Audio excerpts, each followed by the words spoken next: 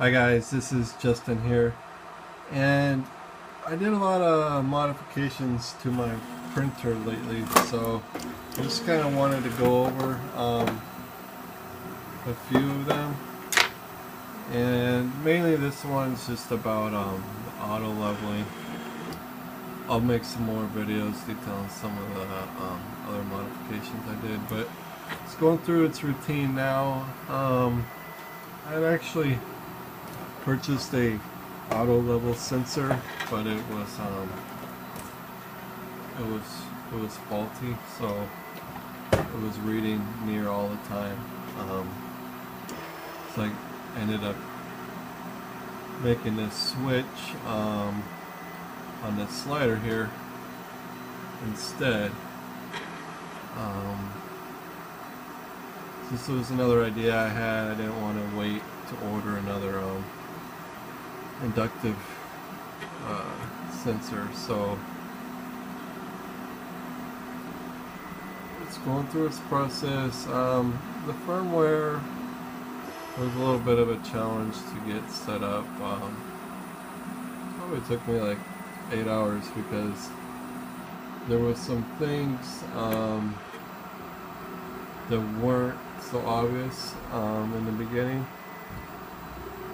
and because there is some guides and stuff online,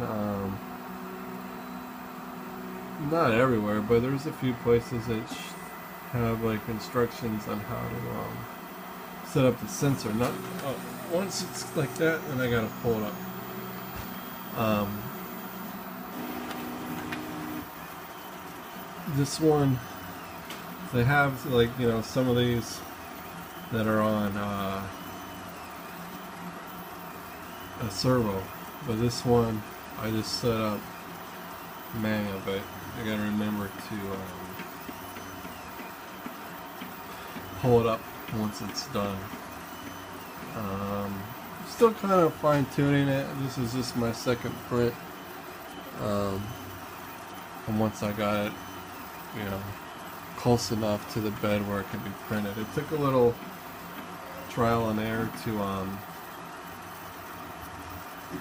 get the bed height just right, because it's around 22 millimeters gap between the bottom of the switch and the nozzle, and you gotta account for that in the software or the firmware. I like to account for that in software through Simplify 3D. I just put it in the startup script.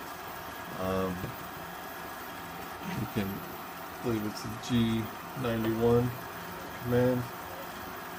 That's a whole 10 minutes on how I set it all up, so I'm not going to get into that right now. I just kind of wanted to show you that it's printing now with the V6 volcano extruder, and I got auto leveling enabled. Unfortunately, I don't have the big Z-axis mod done yet, all the way up there. I got the wiring and everything done, but I had to, you can see these are the original rods. I had to put these back on because my other rods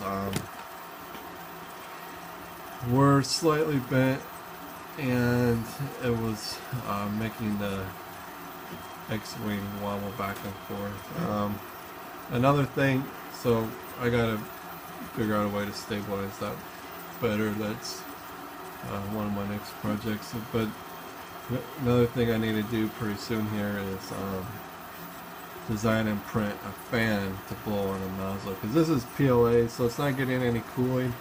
So I might get a little this filament might droop a little. I'm printing this object here, the Marvin keychain hollow. It would print better if I had cooling, so I have cooling on this. This works pretty good. It's not even hot, so I got this big heater element here, and this isn't even hot. That's pretty good. I did install a little heat shield on this side, some metal piece, and This is all metal. Close up here. This is just on a slider. This friction holds it. There's a little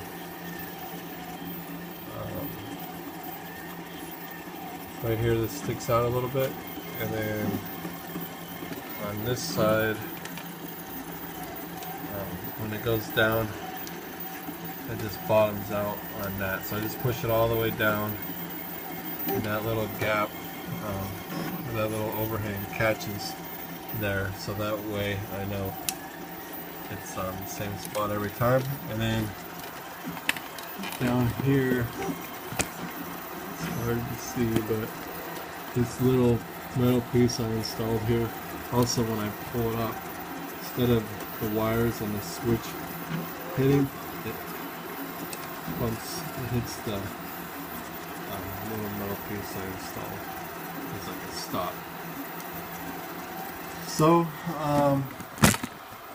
just getting started with it, but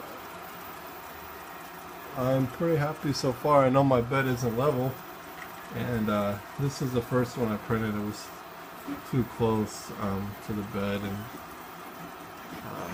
it didn't come out that great, but at least it was level.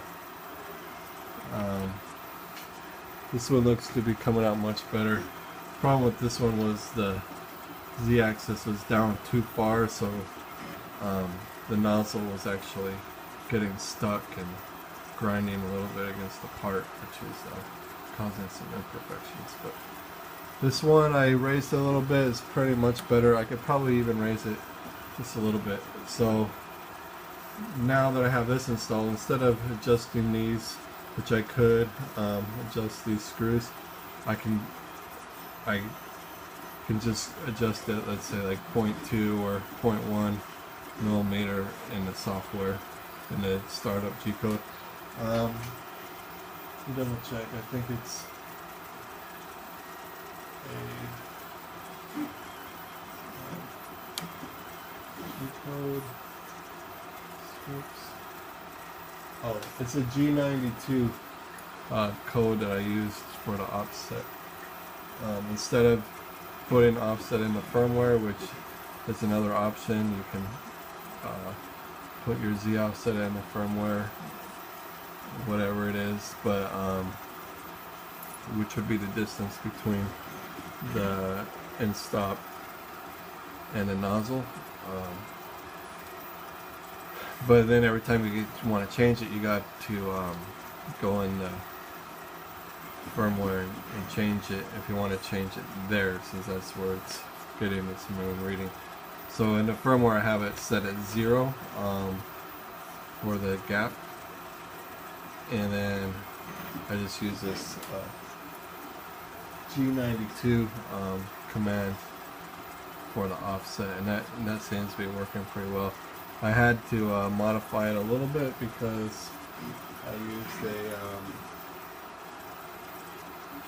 G1 command to move it up before it starts turning, but like I said, that's a whole nother video. So this one's already kind of going a little longer than I wanted, but I just wanted to kind of show you guys